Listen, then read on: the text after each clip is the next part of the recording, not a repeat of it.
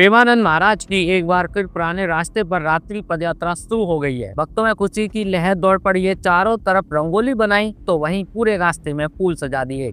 जगह जगह पर दीपक जलाए गए। महाराज जी से एनआरआई ग्रीन सोसाइटी ने माफी मांग ली और फिर से धूमधाम से प्रेमानंद महाराज की रात्रि पदयात्रा निकाली गई और हजारों की भीड़ प्रेमानंद जी की एक झलक देखने को उमड़ उठी। आपको बता दें कि संत प्रेमानंद जी महाराज का कॉलोनी वालों की ओर से विरोध किया गया था। इसके बाद यह पदयात्रा बंद हो गई थी। धीरेन्द्र कृष्ण शास्त्री प्रेमानंद महाराज की पदयात्रा के समर्थन में उतर आए थे।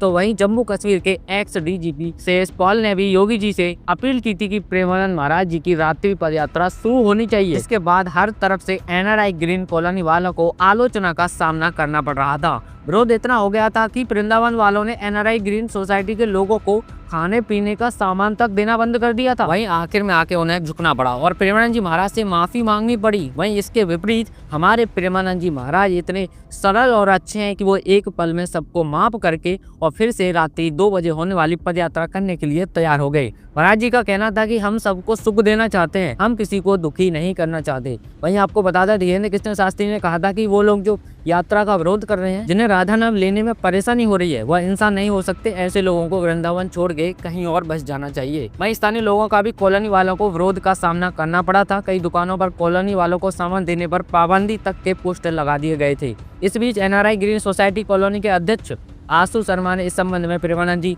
महाराज से मुलाकात करके माफी मांग ली थी। इसके साथ ही पुराने मार्ग पर रात्रि पदयात्रा जारी रखने का आग्रह भी किया था। इसके बाद प्रेमानंद महाराज ने रात्रि पदयात्रा फिर से शुरू करने का फैसला कर लिया। बीती रात एक बार फिर प्रेमानंद महाराज अपनी रात्रिकालीन पदयात्रा पर निकले। महाराज जी उसी रास्ते से पदयात्रा करते हुए निकले। महाराज जी की चिरपरिचित मुस्कान वाली छवि के दर्शन के लिए बड़ी संख्या में भक्त उमड़ पड़े। पूरे रास्ते को फूलों से सजाया गया था। सड़क के दोनों ओर लगे पंक्तिबद्ध होकर महाराज जी के दर्शन करने के लिए इंतजार कर रहे थे। आधी रात्रि में जैसे ही प्रेमानंद महाराज अपने शिष्यों के साथ पुराने मार्ग पर निकले तो राधा नाम की गूंज हर दिशा में गूंजने लगी। भक्तों ने पुष्प वर्षा की, महाराज जी का स्वागत किया। इस दौरान भजन भी गाए गए थे। बता दें कि कुछ दिन पहले ही प्रेमानंद महाराज की रात्रि पदयात्रा को लेकर एनआरआई कॉलोनी के लोगों द्वारा विरोध का मामला सामने आया था। पदयात्रा के दौरान बजने वाले ढोल नगाड़ों और आतिशबाजी से कॉलोनी वासियों ने नींद खराब होने और परेशान होने का आरोप लगाया था। इसके बाद प्रेमानंद महाराज ने पदयात्रा का रूट बदल लिया था। वहीं कई प्रसिद्ध संत भी पदयात्रा के समर्थन में उतर आए थे, जिसके बाद कॉलोनी के अध्यक्ष द्वारा कॉलोनी वासियों की तरफ से